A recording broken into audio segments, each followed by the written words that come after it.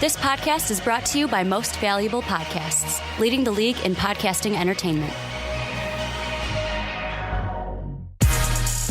Welcome, ladies and gentlemen, boys and girls, children of all ages. I'm Sean Anderson, Most Valuable Podcast, and alongside me is Dave Oster. Hey, everybody. And we are here to talk about the Los Angeles Clippers, the Los Angeles Lakers, where Jake is going to be calling in on the next two segments, which should be fun, so stay tuned. If you are on YouTube, check those out tomorrow, or if you're watching the full podcast, what's up? If you're on Blog Talk Radio, listen, because Jake's going to be coming on Patreon of ours. He talks Lakers and Clippers with us. We recorded it, and it was a great job. It was a fantastic segment. It was super fun, so if you see us, if you're on YouTube with headphones, that's why, but it was absolutely fun, so go watch those. And then after that, we're talking the injuries. Gordon Hayward, Jeremy Lin out for the season, and then Chris Paul out for 2 to 4 weeks. We're going to talk about the severity of those, and then we're also going to be talking about Giannis, because he's a monster, but we're going to introduce something new. First week of the regular season, we're going to be talking about some damp dudes, some soggy shooters, some perspirating people, and we're talking about some moist men. This is Wet Boiz, a new segment where we're going to be talking about each week a player that absolutely went off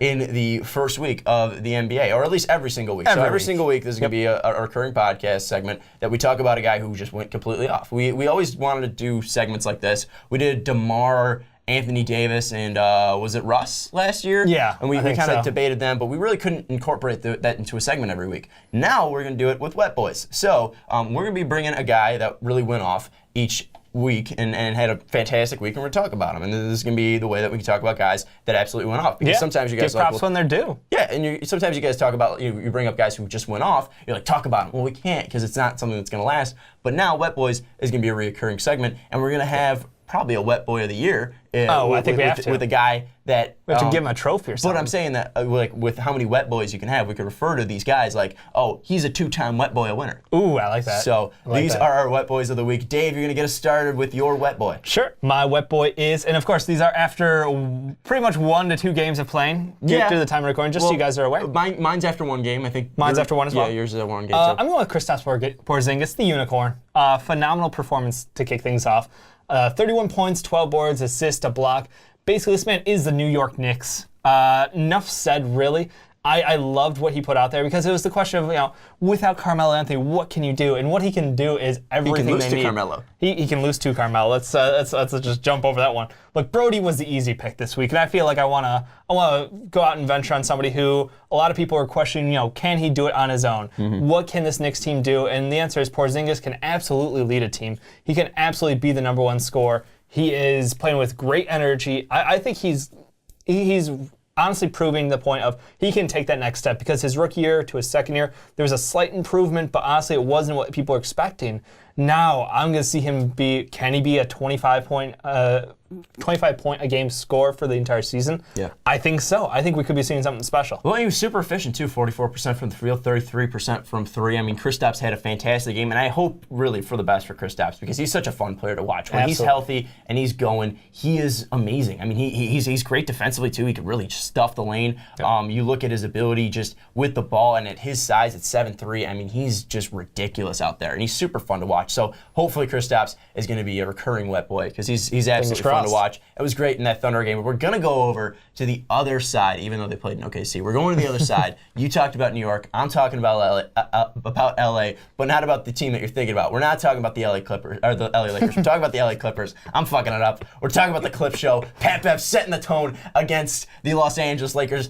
LeVar Ball didn't even know who Pat Bev was before this game. I knew who he was because I'm a basketball fan. Dave knew who he was. Yep. You knew who he was because you guys watch basketball. You watch the NBA. Pat Bev last year, 2017, All-Defensive Player of the Year, set the tone against Lonzo and knocked Lonzo Ball around. It was awesome to see, and I'm not rooting against Lonzo Ball at all. I'm not. Give me a smidge. I'm not. I'm honestly not. I hope the best for Lonzo Ball. He's a fun player to watch. He absolutely is. Yeah. With his ability to play make, he's a fun player to watch. He has a wonky-ass shot. I don't like his dad. But as a player, he seems like a nice kid. He seems like a kid that was put in a great situation. And his dad might be crazy in the media, but he did put his kid in a nice situation going to UCLA and getting in the NBA. But outside of that, Pat Bev set the tone, knocked around LeVar Ball's kid, and absolutely made Lonzo look crazy. So we're looking at this, and Pat Bev coming over to the Clippers made this Clippers team look like a different team. We talked about this with Jake, but I'm looking at this team, and there's something that with the Clippers they don't really bring like every other team. You look at the Golden State Warriors and the Rockets, they bring shooting, they bring high tempo pace. You look at the Oklahoma City Thunder, they have 3 stars there. But you look at the Los Angeles Clippers, they have 2 big dominant bigs down there with Blake and DeAndre. They have a great scorer in Danilo. They have great scorers off the bench, Austin Rivers and Lou Will. Yep. But they have these 2 guards in Milos and Pat Bev. And the combo of those 2 is something that I'm really going to be interested to see how they grow. Because Pat Bev, like I said, set the tone defensively, set the tone physically. And then with Milos, and he's your boy. He is my boy. He struggled a little bit in that first game, but I think that he can be a guy that can really take the playoffs, to the Clippers to the playoffs. He dished out some dimes. Gotta give him his respect. That's Only his 6. thing. I mean, only 6, but that's not bad for his first game in the NBA. I mean, come on, he's 30 years old. And that's the thing. Like, he's 30 years old. He needs time to adjust. These young kids need some time to adjust. He needs time to adjust. But no, I mean, all respect to Pat Bev. I think this was a standout game for him, standout week, hopefully, as it continues on. The big thing with him, was kind of setting the tone for this new look Clippers team, honestly. It's a much more well-rounded team without Chris Paul. Sounds weird to say, but I honestly think if you could duct tape, Milos and him together, you'd have the perfect point guard. But in the meantime, on his own, not too shabby at all, and I love the intensity. You're right. Knocking Lonzo on his ass is going to be it's on ESPN, it's on Sportsnet. We're going to see it all year. Yeah. It's going to be fantastic. And it's going to be fun to see Pat Bev and the new Clippers Yep. show what they can do. But tell us in the comments down below who your wet boy of the week is. Hopefully this actually sticks on, because it's a stupid name for a segment. But it is. We're having fun here on the Fast Break Podcast.